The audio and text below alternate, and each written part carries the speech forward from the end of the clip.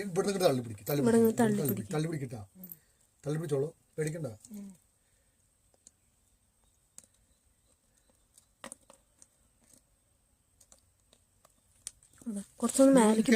ഇങ്ങനെ നോക്കി ശ്രദ്ധിക്കേ.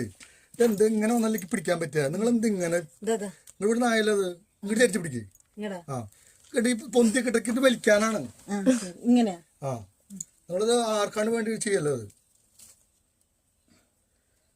അത് ഇത് എടുക്കാൻ വേണ്ടിയല്ലോ ഈ പണിയണത്.